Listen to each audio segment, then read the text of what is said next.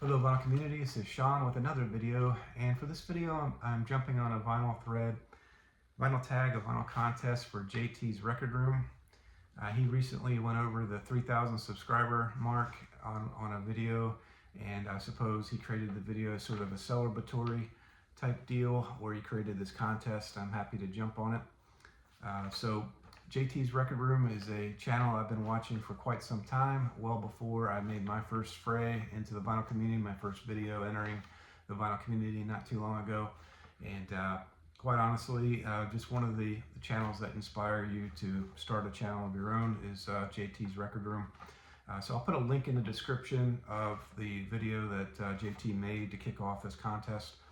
And hopefully if anybody's out there that has not seen if it comes up on your algorithm and you haven't seen JT's contest, which is doubtful because I don't really get too many views, but if you watch it, and you can maybe enter the contest on your own by hitting the link in the description. But so anyway, the rules for the contest are: make a video entry and let him know, JT, on the original video, on his announcement that you made the video. I'll definitely do that. Number two, shout out one channel in the vinyl community, and I'm going to go ahead and do that now. So I'm going to pick a channel in the same vein as JT. It's a channel with I think just over 3,000 subscribers, just like JT. A channel with high quality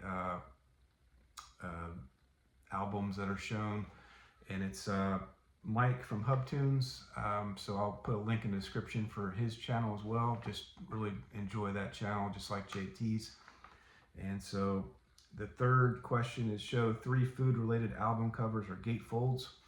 So I've got 2 where it meets the requirement of albums, where it's on the cover or the gatefold. And I got 1 that's not on the gatefold because it's not a gatefold album, but it's on the original sleeve, which I'll show first. And so it's yeah.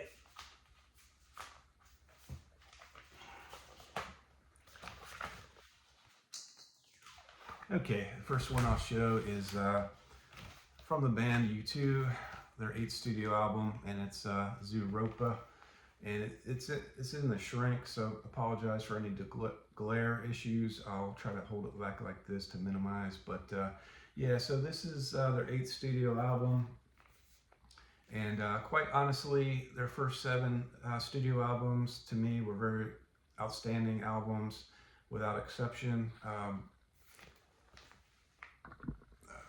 This one I feel was their first step down in the quality of their albums. I do love Zooropa, Lemon, and Stay Far Away So Close. I think those can match up with any U2 song on any album, any day of the week. Lemon, of course, which I'll show the picture of shortly. Very different song from their previous works. I would say it's pretty much experimental, where Bono sings in a falsetto type voice through the entire song with a lot of electronic music in the background, and there's other songs like that on this particular album. So it was a risk for U2 to make this album. Bono was not very happy. I won't say not very happy. Actually, the band had mixed feelings on this particular album. They wanted to complete this album before they went on tour. They weren't able to do it, which meant they were traveling from their tour dates to and from Dublin to finish up this album. I think as a result, it may have been some rushage on this particular album, if that's a word, rushage. But anyway, it's U2's Zooropa. Yeah. So I'll just show the food item. So U2's really good about reissues. I think every reissue I've had, and I collect a lot of reissues. I just want the music on vinyl. I'd rather pay a lower price for a reissue than an OG if it's like $30 more. Now, if it's like 10 or 15, it's something different. But I have no problem with the reissues. For the most part, I've had good luck with them. And for the people that say that the reissues are not as good, or whatever the case may be, they have a valid point. But for me, it sounds fine. And I'll go ahead and start stop pontificating and show the original. This is the original sleeve, I guess, on the original vinyl, and it's got the lemon here, right there. That's a lemon. So that's requirement 1 for my first food item. And like I say, YouTube does a really good job on the reissues. It also came with this original polyline sleeve, the cool black polyline sleeve. Also, pretty cool looking blue vinyl for this particular LP. This is a double LP, and yeah, the side 4 is an extended version of Lemon, and also it's got extended version of Numb. And I gotta say, Numb is a crappy song. I can't stand that song. And as a result of rating that song so badly, when I do my rankings, this will not be, I'd say, albums that come after this may eclipse this one. But anyway, this is U2 Zooropa, and that's my first album. Okay, and the second album I'll show is also the band's 8th studio album, and that's Pearl Jam. Now, this is the self-titled, aka Avocado album. So food item right there, big and bold and nice for everyone's eyes to see. I don't know it, but this one has got 3 singles off it. I played one album of this last night, and I think it was side 1 and side 2, and I really enjoyed this album. I forgot how much I liked this album. So this is the singles off this one were Worldwide Suicide, Life Wasted and Gone, and just a really good album, I feel. The knock on this one, if you look on Discogs, you'll see the comments, like 30-some comments of people moaning and groaning about the booklet in this thing, which I get it. It was stuffed in the album sleeve, which causes warpage of the second LP. But I mean, I just played. I just tested it before I made this video just to see how much it warped, because I knew mine warped as well on the second album, and it's not a big it's not a big deal. And I've listened to this album plenty of times. It doesn't affect the play. I know warping is annoying. I for sure agree with that, but it's not a big deal for me personally. And so I'd rather have warping slightly and have this great booklet than if they didn't include the booklet at all. That's my personal opinion. Maybe they could have put the booklet like in the middle of the gatefold and it wouldn't have warped. I'm not sure, but yeah, a lot of hate on that. And also, this album was remastered, so a lot of people like the mastering of. A lot of people like the mastering of the original over this one, but that's the other complaint about this particular reissue. But anyway, that's Pearl Jam, the Avocado album, or self-titled, as my second album. Okay, and one that I was going to show on a video. I'm behind in my videos. I got a lot of ideas in my head, but not a lot of time, it seems, lately. But I was going to do the August pickups video, and I'll probably still show this album, but brand new album that came out this year, 2024, and that's the brand new album from James. And I'll just show the food item, of course. It's right here. It's the popsicle, and with the butterflies in the middle. Or maybe they're candy butterflies. Maybe they're like the gummy butterflies. So you get like the popsicle, and then you get the other candy in there. But anyway, it's a good food item. And the back here is just don't read the title there. I might get banned from YouTube. Anyway, so that's popsicle sticks right there. And so this is James, and it's called Yummy. The album title is right there on the stick. And so this is 18 studio albums from James. Of course, James came into my realm of listening went with the song Born of Frustration, and the song Oh Sit Down With Me. Maybe it's called Sit Down. I can't remember the song. But I know I had like the James Greatest Hits. I had both of those songs. Then I went on to get the CDs of their first few releases, which I don't have anymore. So I've been collecting the last 4 studio albums, I believe, from James on vinyl, or maybe it's 3.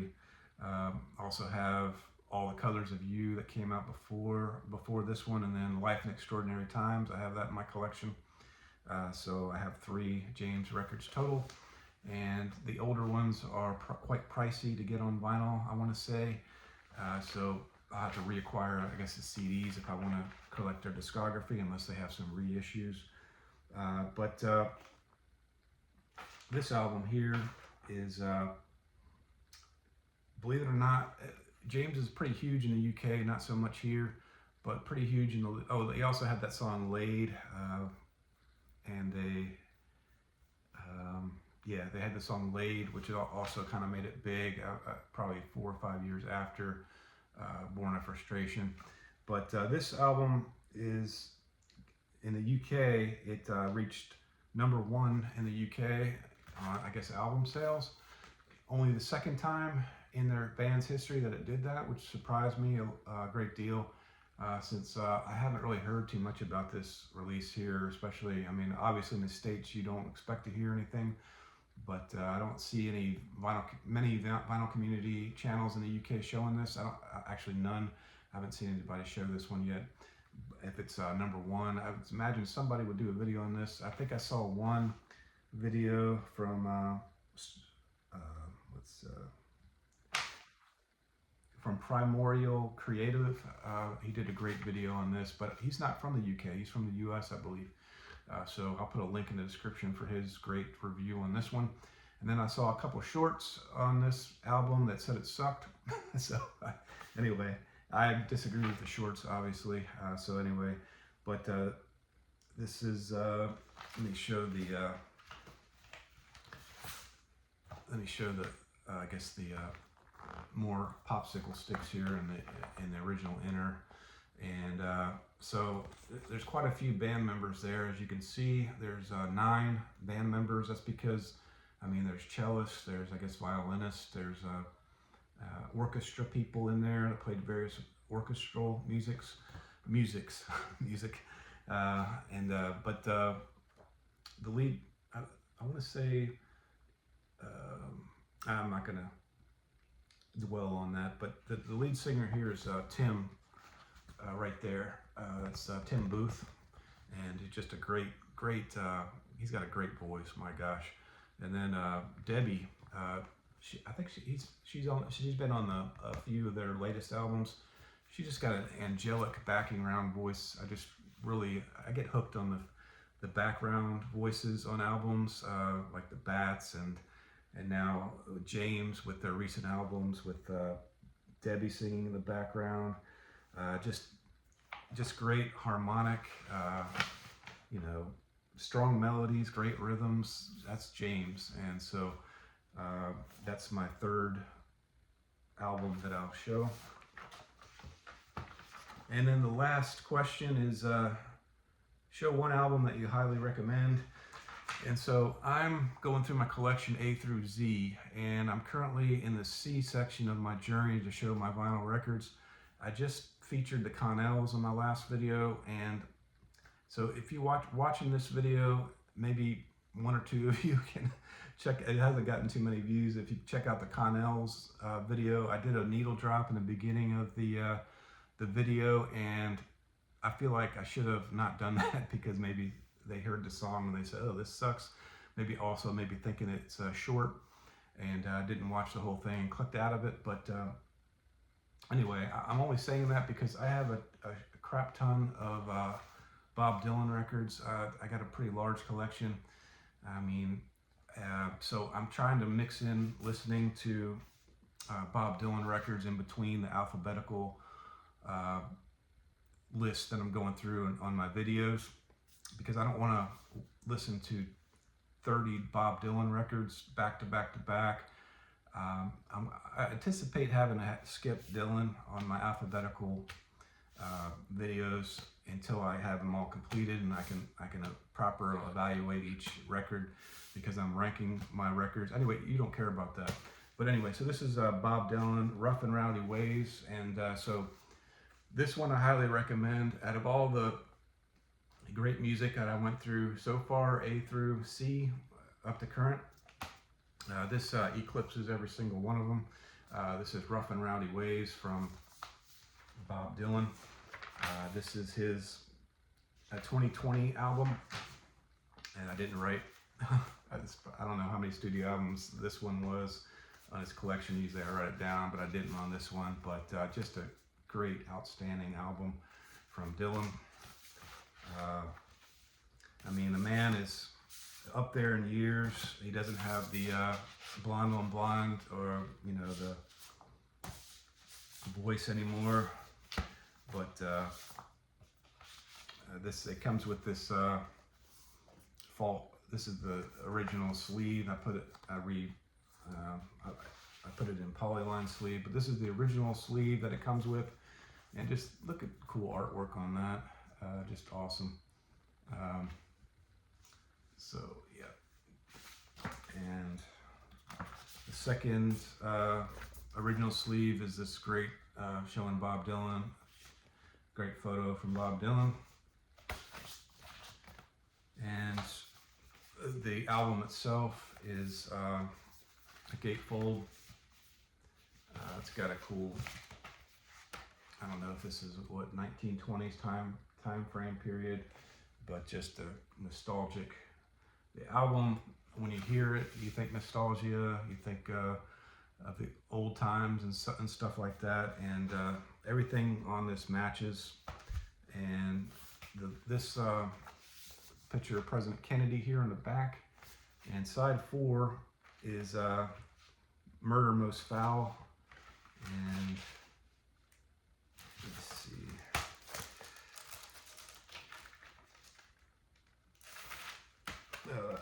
Okay, that was a waste. I want to see how long that song was. I want to say, I think it's over 10 minutes. It's a great song to end the album, but the entire album is just outstanding. Key West, just a great song. I Contain Multitudes, False Prophets, Black Rider, goodness, just so many great songs. And obviously, if I rated it so high, that would be the case. But I can't recommend this album enough. And it's Rough and Rowdy Ways from Bob Dylan. So thanks for watching this. A little bit longer than I wanted it to be, but it's and again, subscribe to JT, check out his original video, and thank you for watching.